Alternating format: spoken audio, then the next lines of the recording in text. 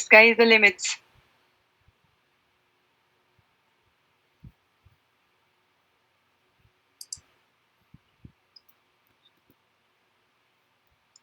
All right. So, Corey, can you please let us know when we are live? You are live.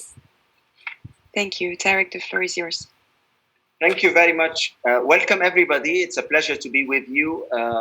It has been a custom of the World Glaucoma Congress to run wet labs. Unfortunately, for reasons that you are all aware of, we chose this year to go into virtual wet labs. We have some of the best surgeons around the world, stars in their own merits. The combined expertise of this course is enormous, and I'm hoping that you all will go from this course having learned something tangible and practical that you can actually take home and operate and use as soon as possible. So without losing too much time, it is my absolute pleasure to introduce Tanuj Dada from Delhi. Tanuj, the floor is yours. Thank you, Tariq.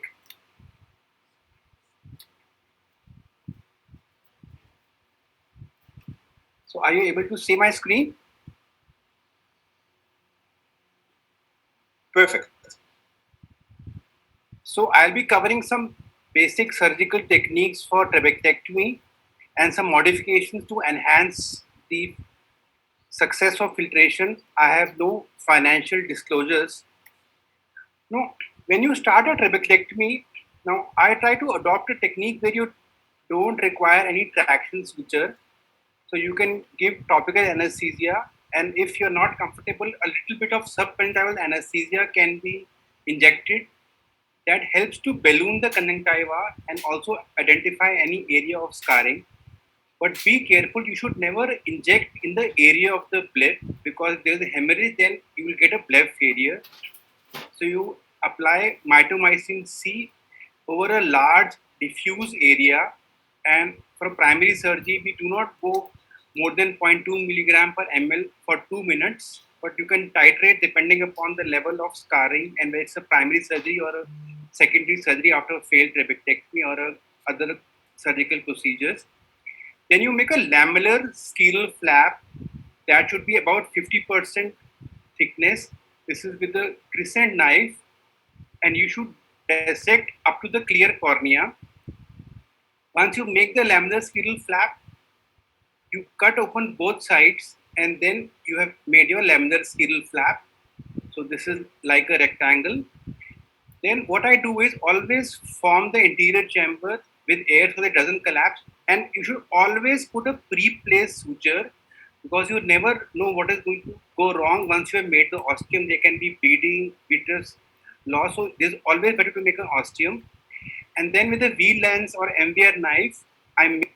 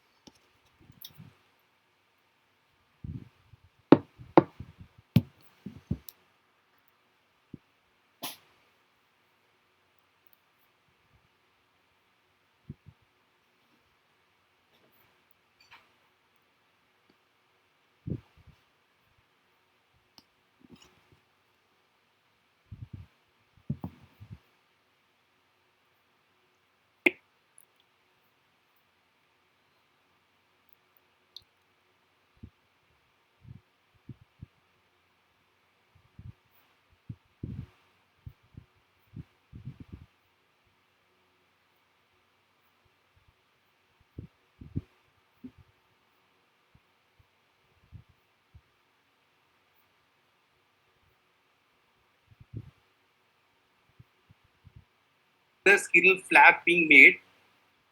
You should always see the crescent knife, and now I have cut open, and this is very important. Here you see the white zone. So where the white zone ends, that is the scleral spur. Then you have this transition zone which hides the Schlem's canal, and then you have the clear cornea. So actually, to do a safe trabectectomy, you should make entry into the clear cornea, because if you go posterior, you can get a lot of complications and even injure the ciliary body. So again, pre-placed suture, air has already gone inside.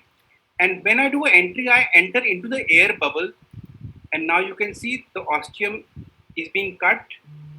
And you should always leave on both sides adequate scleral tissue. So this is a very important. See, on both sides, you should leave tissue, and that helps to prevent the post-operative shallowing of the anterior chamber. Then you close your pre-placed suture, and here direct suturing of the conjunctiva. So you must apply a 10 nylon suture. Now this I'm just going to show you. So this is a traction suture which has been placed, and this was not released when you are making the ostium. So this is very critical. So if you make a posterior ostium or you are still applying traction when you are making the ostium, then just see what can go wrong. So here the traction is applying pressure on the eye, and when the ostium is being made, you see there is sudden vitreous loss. So this is something which you should avoid. Never apply traction when you are making the ostium, and never go posterior. Otherwise, you can get a vitreous loss, and this is one of the dreaded complications of the trabeculectomy surgery. Now, how to enhance success? So this is a technique just published in the Journal of Glaucoma ahead of print. So where we'll raise the laminar scleral flap, and then we do a modified limited deep sterectomy.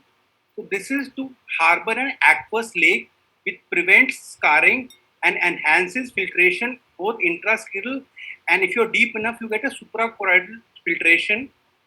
So in this technique, after you have raised the flap, you are making a deep laminar pocket, a crater, and this will harbor aqueous. So again, you put a pre-placed suture, and you go ahead and do your trabeculectomy, and it will drain aqueous into this scleral lake.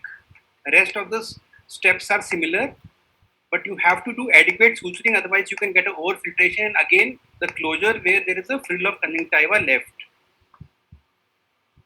And a modification of how to do a trabeculectomy: after you raise the flap, you can enter with the 2.2 keratome which you use for phacoemulsification, clear corneal incision, and then use a Kelly's decimate punch to make the ostium.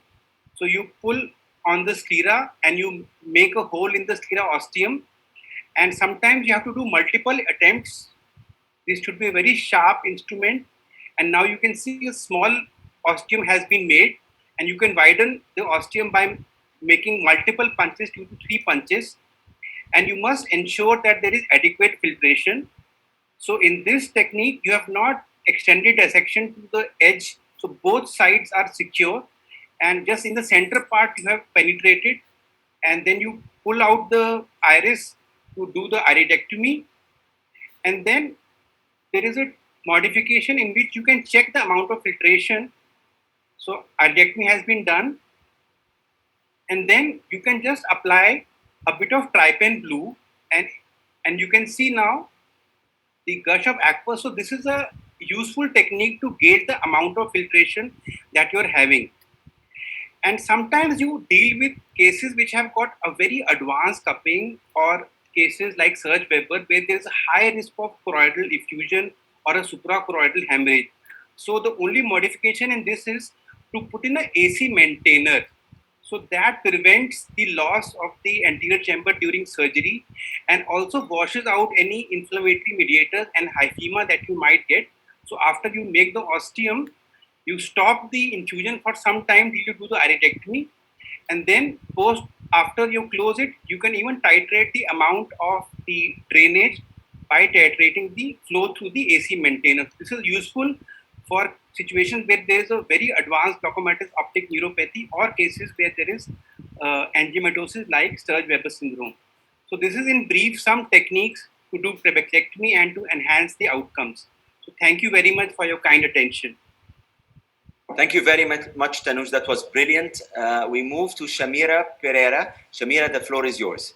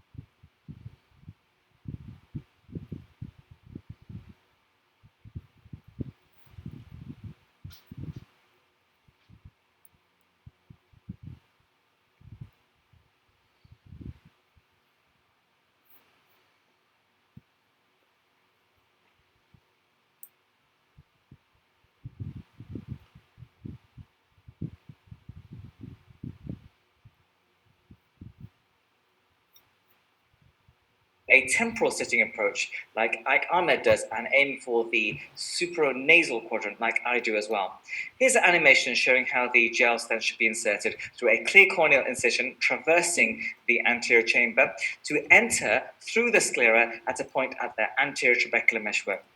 It inserts to a point above tenons, just under the conjunctiva, and the actuator is pushed forwards to deliver the stent into the potential space.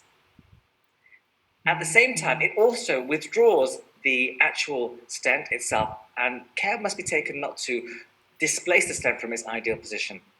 Intraoperative gonioscopy is important to get the right placement for the anterior trabecular meshwork. We use a Swan-Jacobs lens to get a good view of the angle and how the stent is inserted. It's important to avoid the trabecular meshwork because it can bleed. The surgical method I'm going to describe is the AirZen 45, which has been made popular by Ike Ahmed. It involves creating a pocket with air above tenons and injecting Helon into it as a safe.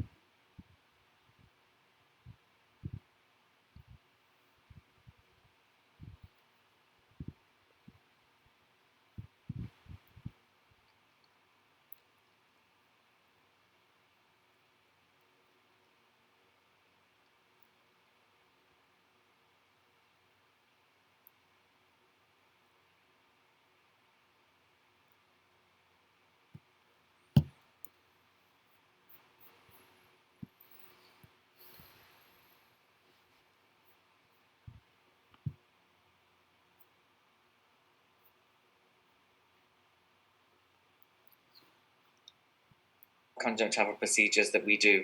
And here is a needling being performed. It's a little bit different to the ones that we perform for trabeculectomy, as it may be necessary to remove the tenons from a sock-like glove position that's encasing the stent. So you must need to go sometimes above and below the stent to get it completely free.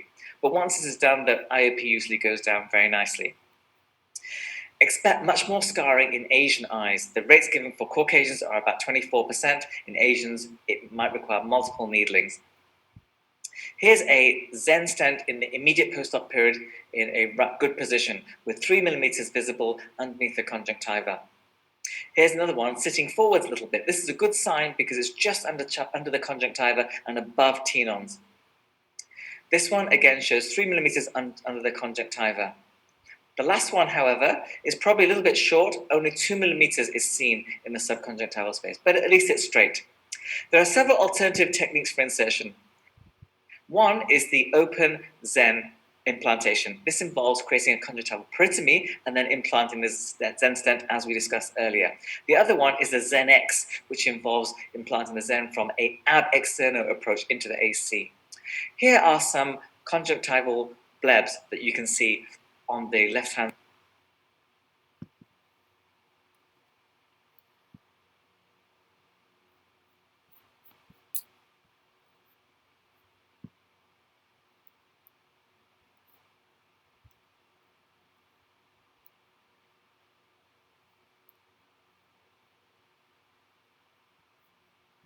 Straight Zen 45 implants, and these should be draining very well. To get good implantation, it's important to take it slow. If it's not perfect, take your time, modify it intraoperatively. It will save you a lot of time post-operatively. Best of luck with your insertions. Thank you very much. Thank you, Shamira. We move on to Leon. After this brilliant presentation from Shamira, Leon is going to give us a different point of view on subconjunctival filtration. Leon.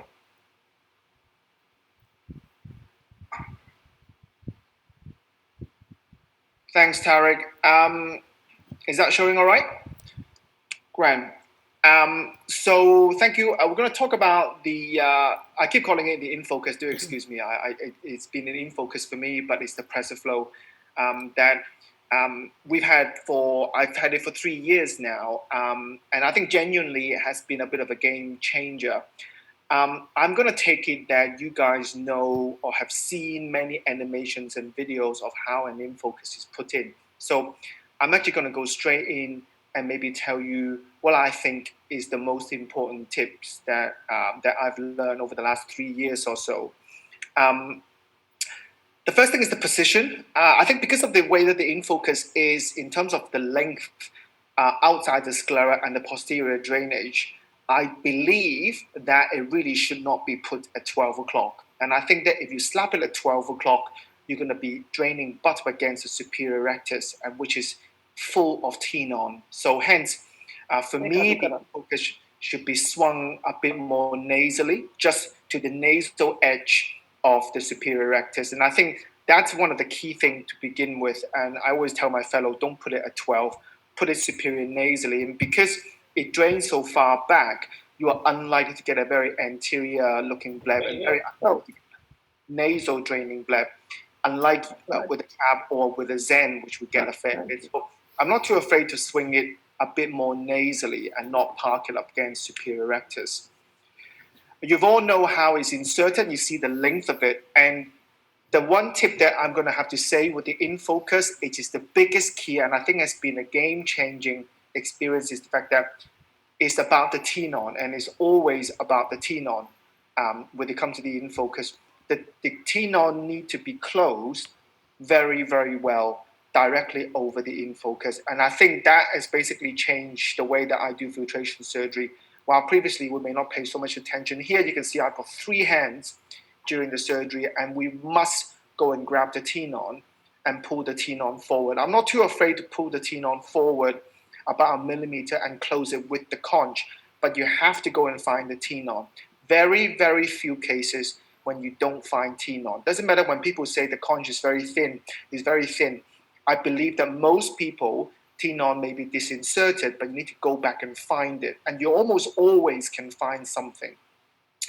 Even people who's been on years of prostaglandin, you will find something, but it is about closing the tenon. So the first suture that I close with is less important. Now this is the important bit, and hopefully you're able to see that I'm going back to grab the tenon, and this is the InFocus in there. And as you can see, when I pull the tenon, the InFocus is bending and moving with it, which tells me that this device is being caught. So I'm going to have to go back and free that up, and it's all about the tenon. So you're going to start learning during surgery to look at your anatomy, to appreciate which layer is conch, which layer is tenon, and start picking out tenon underneath the conjunctiva. You see, keep looking at the InFocus. As I pull the tenon, the InFocus moves and bends. Then in that case, you are caught up. You can see my InFocus is caught up. I'm still trying to free that up with a pair of forceps. I actually go and grab the InFocus and tug it underneath the tenon. It has to be under the tenon. Once you've got it right, and you will hopefully appreciate that as I pull the conch and tenon, the InFocus stays still. And my tenon and conch is gliding over the InFocus. See, the InFocus is staying still. And as you pull the tissue, the InFocus doesn't move. And that honestly is the biggest, most important thing. That if you do an InFocus and the pressure was 10, 10, and then a third, fourth week, the pressure shoots back up to 30, you did not close it properly. And I think once you get the tenon right, we have far less failure, and the needling rate for the InFocus has been very, very little for me. So, and it is about the tenon, and also being able to grab the tenon properly, that allows you to introduce your mitomycin C, and the mito has to go underneath tenon. So from the word go, you're gonna have to identify your tenon, and for me, that allows me to throw at it 0.5 mito for all my InFocus. By grabbing the tenon and putting the mito underneath, this is when you allow you to use a high dose of mitomycin C. So all the InFocus that we do is now 0.5, and you look at the results compared to 0.2, the 0.4, 0.5 did better. So high dose of mito and go underneath. And if you don't get the InFocus sit down properly and close the tenon on top, this is what you get. is an erosion. I've had very little, and this is one of my first one, and I did not get the infocus to sit down properly. So basically, during surgery, if you close the conjunctiva and tenon and you can easily see the infocus through the conj, then you've not got the tenon over it. Generally, when you finish a surgery, you can barely see that infocus because it's deep down under tenon. But I love this video that I took because you can really appreciate how much drainage is coming out of the infocus externally. So it shows you nice bit of drainage of the infocus. It does actually drain, and the pressure is actually around about 5. So when there's no conjunctival resistance, the infocus does give you some resistance. Nothing is better than revision to understand how things work, and failure. Revision of infocus for me has been very uncommon, and we've had Zen for many years, and our Zen revision rate was round about 16-17%. Infocus for me has been very little over the last 3 years. And I think the high dose of mito has something to do with it. And I think the closing of tenon something to do with it. This is a revision, completely flat. There's no point needling that. So then when you open, there's not that much scarring. And I like the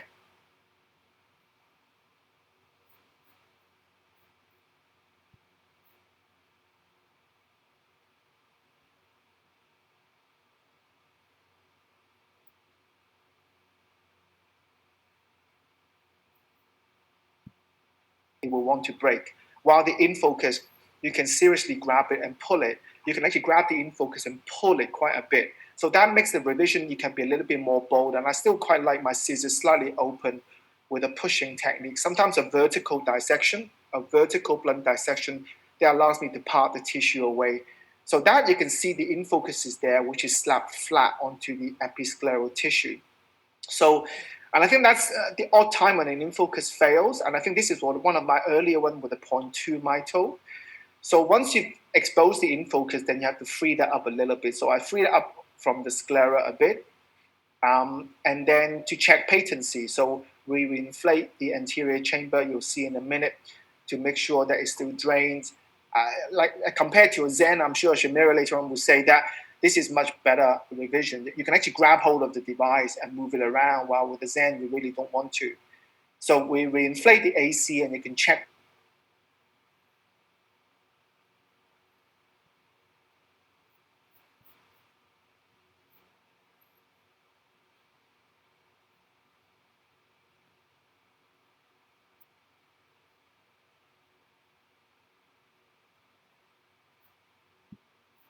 apply your mitomycin C, and I never inject anymore. And I think that's another thing. I don't like injection anymore, and I think applying with sponges is good. But I don't like the position here because, like I've said right at the beginning, it's butt up against superior rectus, and I think that's a high chance of failure when literally a millimeter off it is a lot of scar tissue. Hence, for me, then the good thing is the fact that you can take it out. So in an infocus, it's so robust that you can just grab it and pull it out. So here, I'm going to take it out, and the entry side, you can close it with a 10 nylon. Normally, it's quite easily. And then I can recite it. And that's a good thing compared to the Zen, the fact that you couldn't really do anything with the device. Well, this device actually can be removed and reused. So I will advise anybody who does infocus to order from the company a 1 millimeter keratome, because normally it comes with the infocus pack, but it's good to have one or two on one side. So then if you do need to recite, or sometimes if you drop the keratome, you don't have to open another infocus. So this is a standard technique, orange needle, and then thread the infocus in. And then now it's draining into a quadrant next to the superior rectus, where I think it's going to work much better. So there you have it really. In terms of, it's not a difficult operation, but I think that my tips is that you definitely want to stay away from superior rectus. Go to the side, and it will be the nasal side, and spare your temporal side for your tube and so forth.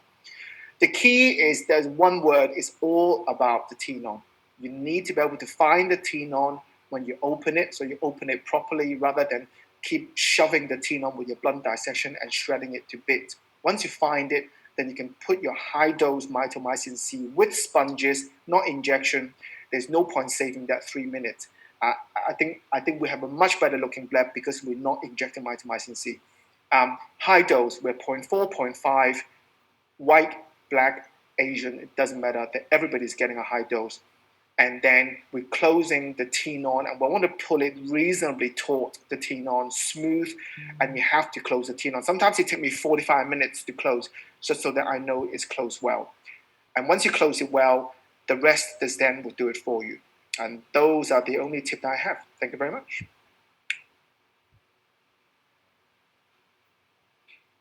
Thank you very much, Leon. That was, as expected, very interesting. And we will see, we have a lot of questions for you as you made this incredible argument in favor of the Tenon. You did not mention that in your financial disclosure. So I'm here to speak about bad blebs. And people say that there are good blebs and bad blebs. And I would argue that all blebs are bad because all blebs are not natural. You can see here, we look at those blebs that we create surgically, and we think that we have, gifted the patients with, an incredible gift of beautiful reservoirs of aqueous. It's not really the case. This is a case of that was referred to me, and I'd like to show that to you. A guy who comes with a bleb that doesn't look very healthy, at least part of it does not look very healthy, and the pressure went down post-op. I mean, initially the pressure was good, and then 6 years down the line, the pressure is now 2, and you can see it doesn't look really that good. So obviously, I thought that it might be a sweating bleb. So I started, kind of trying to paint it with a fluorescein strip. Don't put a drop. Really try to swipe it as much as you can.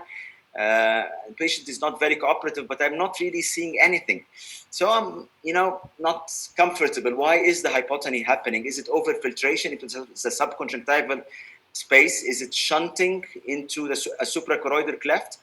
Is there a leak? That was my first initial thing, or is there a reduction of production with a ciliary shutdown? So I did a very thorough gonioscopy trying to find anything, and I could really find nothing. It looked relatively normal. So I go back to the bleb, and again I start painting it, and this time I'm more focused. The patient is more collaborating, and I start putting a little bit of pressure on the globe, just a wee bit of pressure on the globe to try to simulate what happens when the eyelids are moving on the globe. And look and behold, you can see as we do a little bit of pressure, situation changes significantly, and it's not just oozing, it's pouring out. So you can see here that I totally missed the sweating bleb because I left it at a hypotenuse stage and did not try to provoke something coming out of it.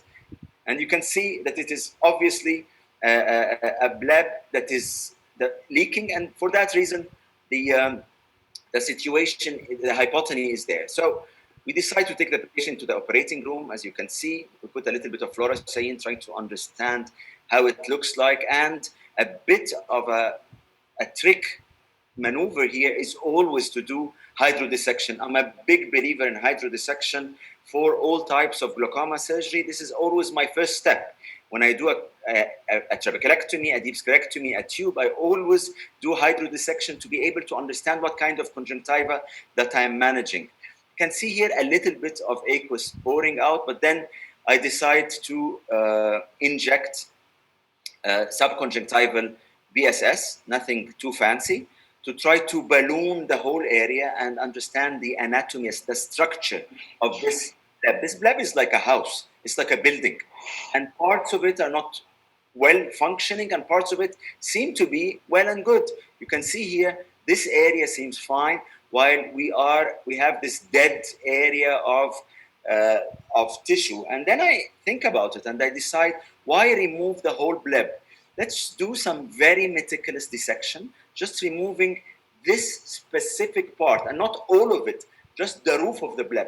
So the area of the part of the conjunctiva that is actually atrophic, that is avascular, that is leaking, we dissect it very, very gently. We don't take anything underneath the conjunctiva. Underneath the conjunctiva, there's the rest of the house.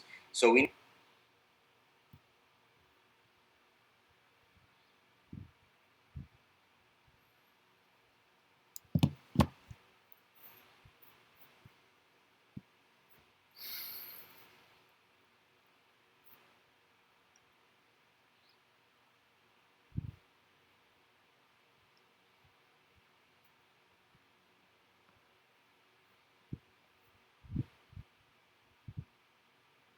reconstruct the roof. So the roof has been demolished. Now we need to build a new one. And building it is not too complicated. I use a Vicryl 8.0 non-spatulated rounded needles, as you can see here. And again, in a sort of a purse string manner, slowly take it, very slowly closing it in a continuous fashion. So you can see here, and I will advance that a little bit so that I can give us some more time for questions. But you can see it is self-explanatory actually, and I close from one side, and I need to make sure that it's from the other side also. Everything is closed, everything is tight, nothing is coming out, and we do a little bit of fluorescein after that to make sure that nothing is coming out. This is the first post-operative day. I've been following this patient for up to 6 months now. The pressure is around 11. His vision returned to 100%. There's no hypotonic maculopathy anymore. The patient is happy. In the first couple of weeks, we had a terrible astigmatism, but that went away with time. After 6 weeks, his refraction was very similar to the other non-operated eye. And again, you can see here, we test and there's nothing that is coming out. Again, we did not even use mitomycin.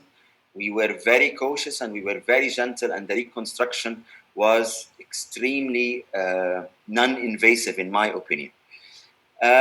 This is another external filtration similar to what Leon showed. But this was a fractured implant. So this is one of the mixed devices. I'll leave it to you to guess which one it was. And you can see it is basically perforating completely the conjunctiva, and this is over the slit lamp. For me, this is a dead game. I take it out, and after taking it out and making sure that nothing is coming out from the conjunctiva, the patient continues to have a pressure that is very low of 3 millimeters of mercury. And it continues for days and weeks. And you would ask yourself, is the previous presence of this implant associated with this hypotony? And yes, as you can see here, there is a suprachoroidal cleft that has developed. Even after we remove the implant, it is still there. It is causing hypotonies. And from what we have seen with UBMs, with what we have seen gonioscopically, I am a big believer that a certain amount of aqueous is leaving the antechamber into the suprachoroidal space around those tubes, whether we're talking about the pressor flow or we're talking about the Zen implant. Filtration is not happening only through the lumen, but probably, at least from what we are seeing, happening around it. With that, I thank you very much. These are my contact information. I will stop sharing, and I will invite my very dear friend who's staying up late, Michael Coote from Melbourne. Michael. Thanks, Tarek. That's very kind words, and thank you for a fabulous presentation as usual. I don't know why I get the opportunity to talk just about complications. I think there must be someone's set me up for this one. Choroidal effusions are a complication, although they might be broadly unavoidable. And it is, I suppose, if Tarek is ambivalent about blebs, there's nothing at all good about a choroidal effusion. So there's no point in being happy about them. There are two big issues broadly with choroidal effusions for glaucoma doctors. The first one is the space effect of the effusion itself, what it's doing to the eye, how it's behaving in the posterior chamber, its effect. The other is on aqueous flow, what it's doing to your presumably glaucoma operation. It is a glaucoma meeting, and so we'll talk a little bit about that. No one sponsors choroidal effusion, so I've got nothing to declare in this space. All right, now the first thing is that I'm sure you've all seen choroidal effusions. That's, they do need a little bit of thought about whether or not they are actually only that, and something about their pattern and their timing and where they are. They don't generally involve the macula, although you may have your macula obscured by it. There's normally smooth retina over the top. They're not normally painful, and they're usually associated with low pressure and usually some degree of shallowing of the anterior chamber. And frequently they're in high risk eyes. They are in at a particular time, usually after filtration surgery. They do happen obviously spontaneously with medication and with uveal effusion syndromes and various other things. But we're talking really about them in the context of glaucoma surgery, and they are a bit of a menace, to be fair. We need to be thinking about them.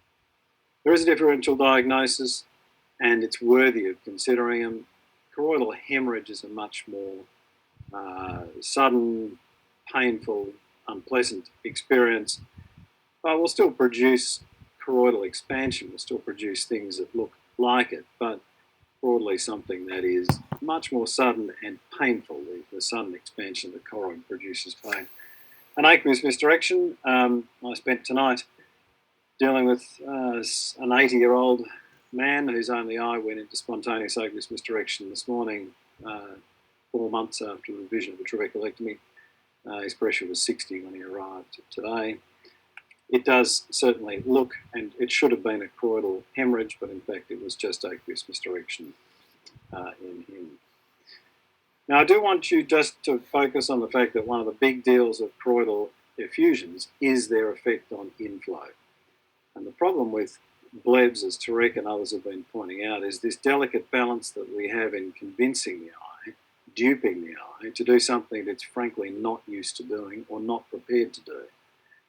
If you think about it, trabecular meshwork is the only passively porous structure in the eye, and the failure of its passive porosity is broadly the underlying cause of glaucoma.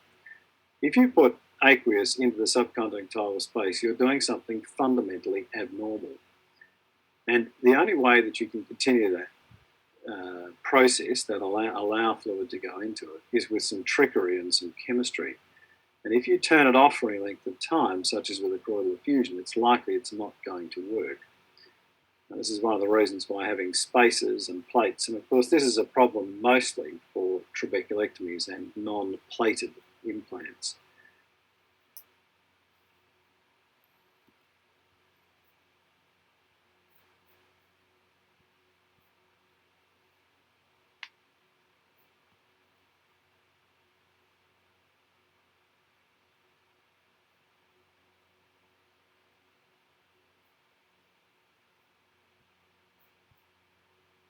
On them, atropine increases steroids, and sometimes reformation. But of course, we also need to diagnose them formally, and a B scan, as you can see on the right-hand side, is appropriate. But there might well be time when removal or drainage of the choroidals is appropriate, even if we think they're going to resolve spontaneously. And that's usually in people with one eye whose mobility and safety is impaired. Sometimes it's unclear whether the retina is attached, and people who have a higher risk of that, then in order to see their macula properly and to see behind the choroidal, it might be important. I was never really completely clear that kissing choroidals did adhere and tore retina, but in fact I have met now a couple of people around the world who have had the experience of them adhering and tearing a hole, so I think kissing choroidals is a reason. But the other one is a failing filter. So that if you have done this and you've got your choroidal effusions in the context of filtration surgery of any description, and that's now starting to warm up and look like it's failing, then draining the choroidals may well be one of the ways to resuscitate your bleb. But the usual problem is the managing of the glaucoma. And managing the glaucoma simultaneously with the development of choroidal effusions is tricky. So the low inflow tends to cause a collapse in the bleb, and as immediately as you drain the choroidals, you get a sudden increase in production. And so you need to be careful that you don't get into some kind of nasty cyclical arrangement where you drain the choroidals, you increase the production, you then try to resolve the bleb issues only to create choroidals again. And believe me, that's happened.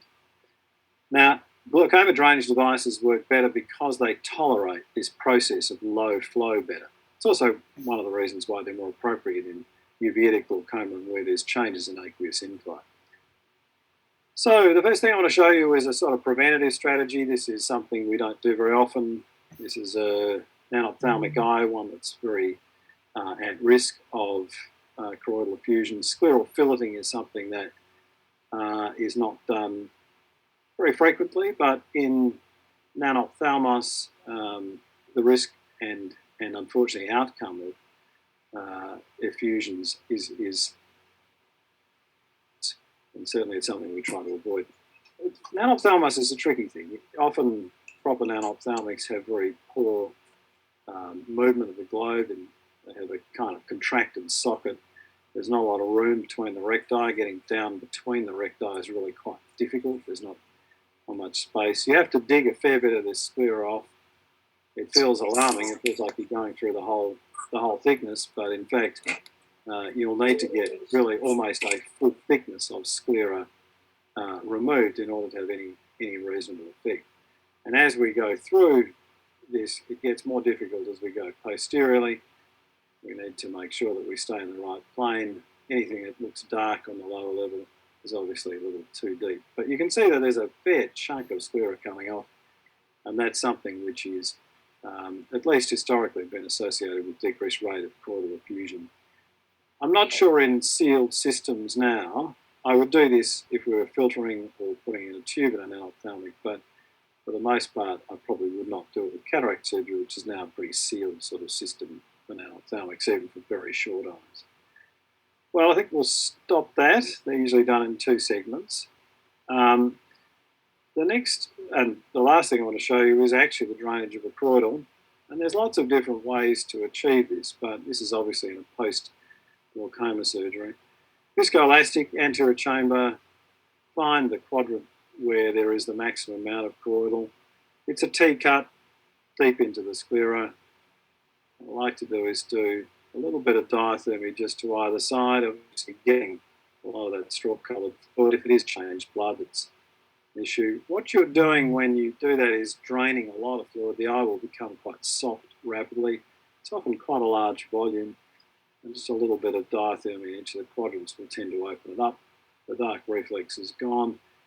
Don't, in this process, fill the anterior chamber up with viscoelastic very aggressively. You might, if you're unlucky enough, dislodge the lens posteriorly. Viscoelastic won't go around the side of the lens, so if you're going to do it, use a BSS or an aqueous or an anterior chamber maintainer. But the real issue, and the one that I want to leave you with, is the question of how do you manage the glaucoma underneath, because it is something that generally threatens the successful outcome. Thank you very much. Thank you very much, Michael. This was, as expected, brilliant. We have 15 minutes of question and answer time, and I would like to make full use of it, and would like to answer as many questions as possible. There are lots of questions that have been sent to us, so I will ask my faculty, my colleagues in the faculty, to take the questions. I will be passing them one by one, and let's try to focus on short and sweet answers. We start with Tanuj. Tanuj, do you do suture lysis? And Tanuj, do you find any suprachoroidal filtration after your deep sclerectomy combined trabeculectomy procedure? Yes, so we did the ultrasound biomicroscopy, and we were able to find suprachoroidal flow in significant number of cases. So that is definitely there. And as far as laser suture lysis, that we don't do. If at all, we apply releasable sutures and remove them post-operatively. Thank you very much. Shamira, do you do any massage post-operatively for Zen? And are you worried when you needle a Zen that there will be an exposure? Yeah, sure. Probably massage doesn't work as well with Zen as with a trabeculectomy. The forces are different. However, with the needling, I think, again, you've got to be a bit careful. It is very, very close to the conjunctiva, and there is a potential for buttonholing. Okay. One question.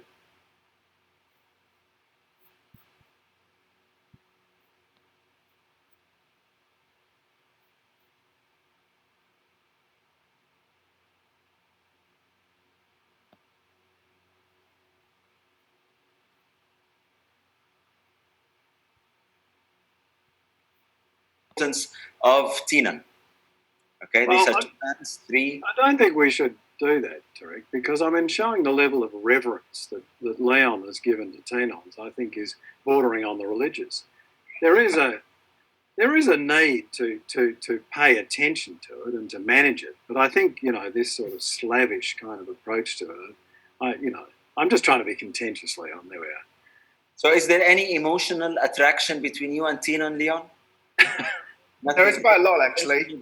I think the only emotional attachment is the fact that having not paid enough attention over the last 15 years, issues. Yeah. I think that you see issues. And I think I learned a lot through the Zen. And again, I'm not trying to bash it in any way, but I think that I've always said that the Zen should go underneath the Tenon.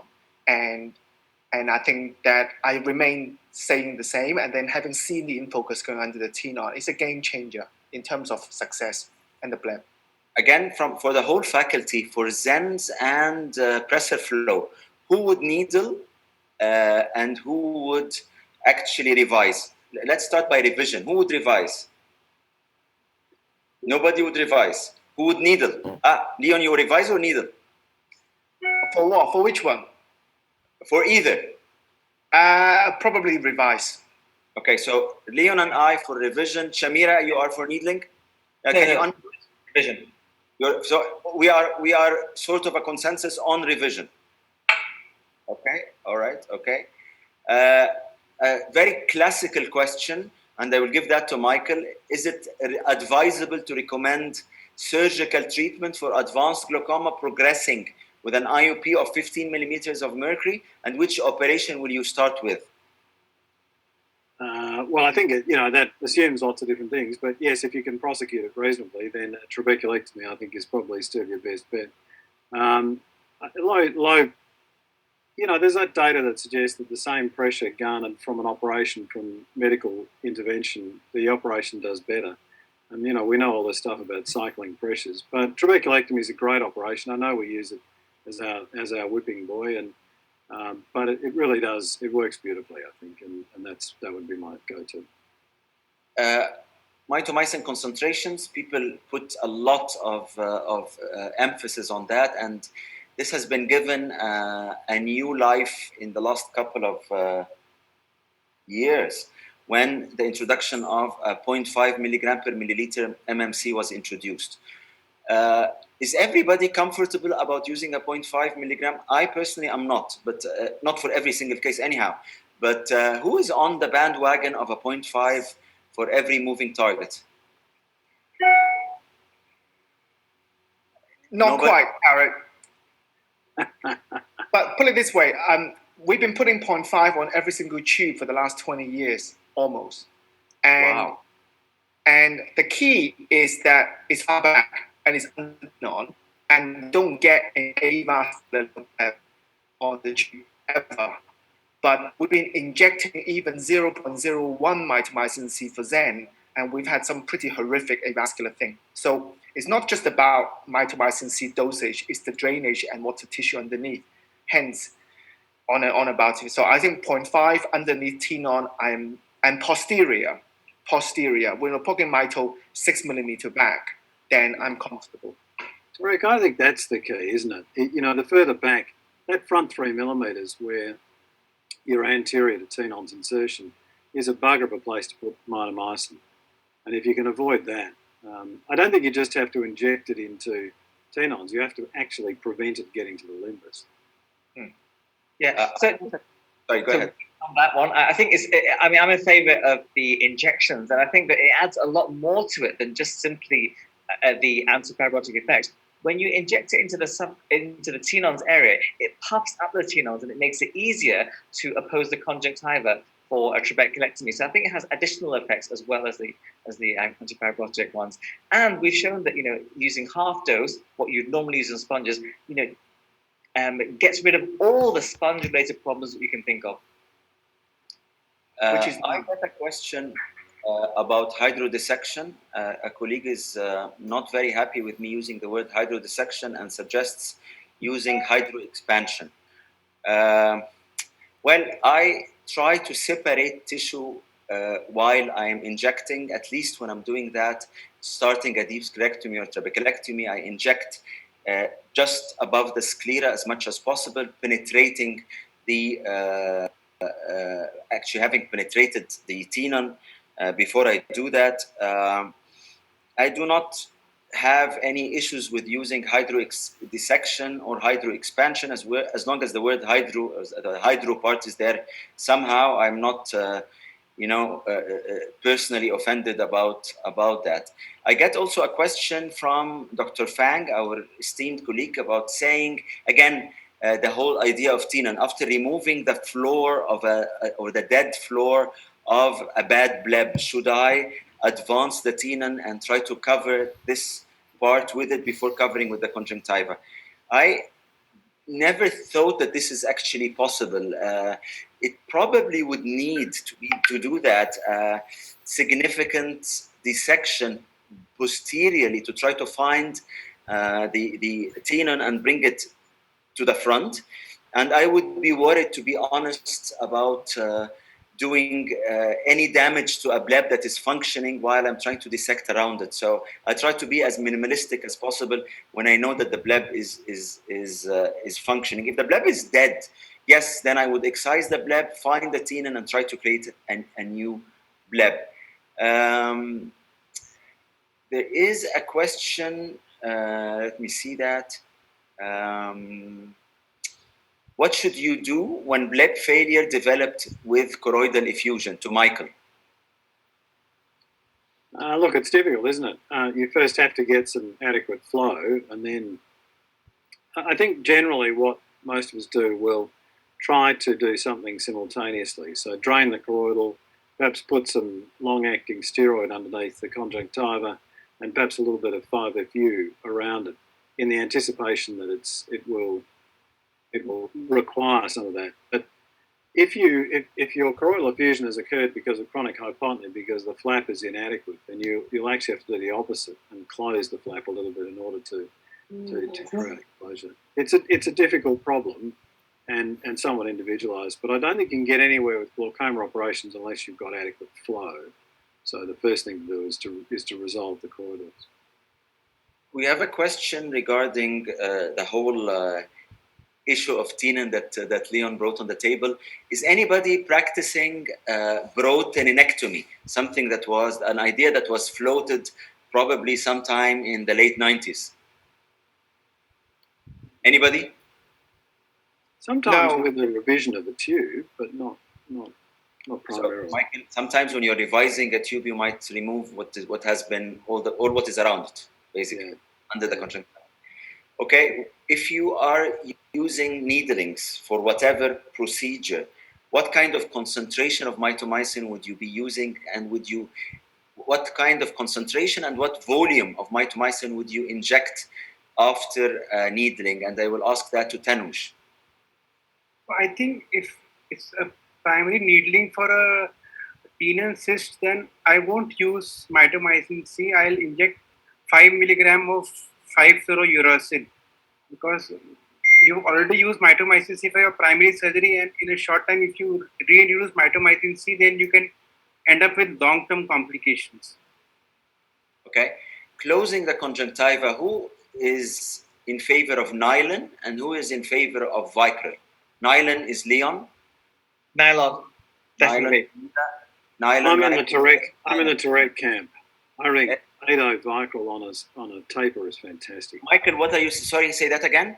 I'm in your camp, Tarek. I'm 8-0 Vicryl on a taper. I think it's wonderful. Okay. And I think the rest of them are completely wrong. I just wanted to add that. Okay, so we have 2 Vicryls and 3 nylons. That's not too bad. Nice to have agreement, isn't it? Yeah.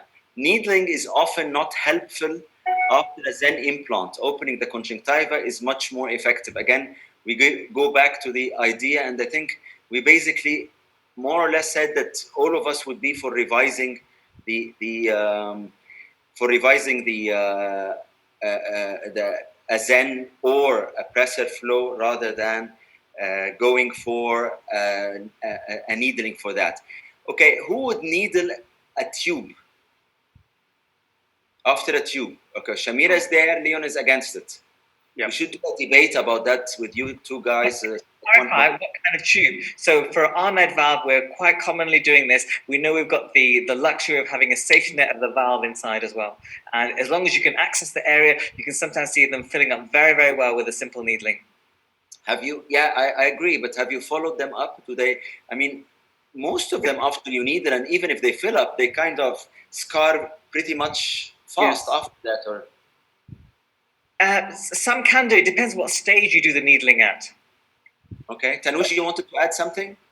So I think needling short term you will get a good result, but all of them eventually will fail. So I don't think needling really works long term for a encapsulated bleb with the AGV. Tanuj, you spoke about 5FU after trabeculectomy. Do you have a specific protocol of injections and timing? This is a question from Ziad, our dear friend from Beirut. So I think if you get a failure of the bleb after trabeculectomy, you have to classify. One is the Tenon cyst, where needling will actually work, and there I will inject 5 milligram of 5FU and do the needling and do a massage. If it works well and good, otherwise I will re-inject after a week.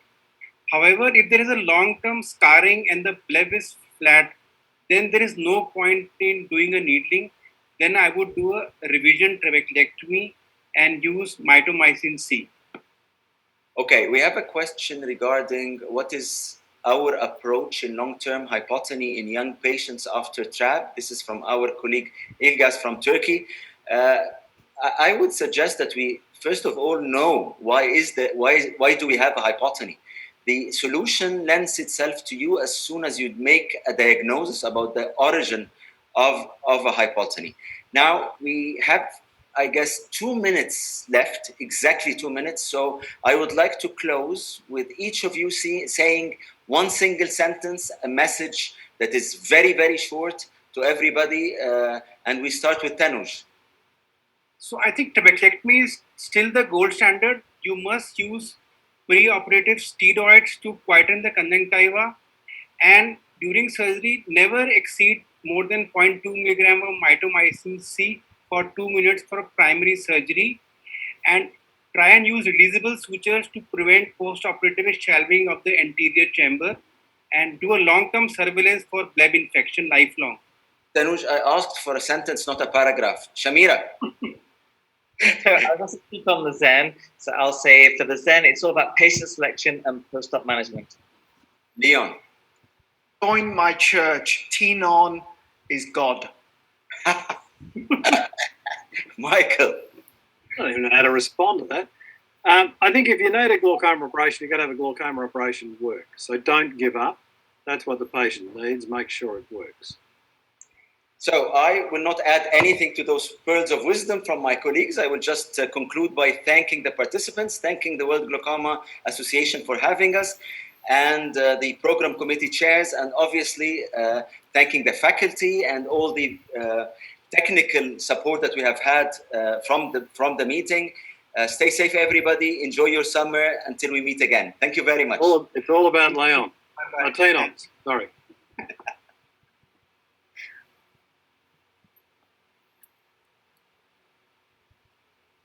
Bye-bye. Bye bye. Bye.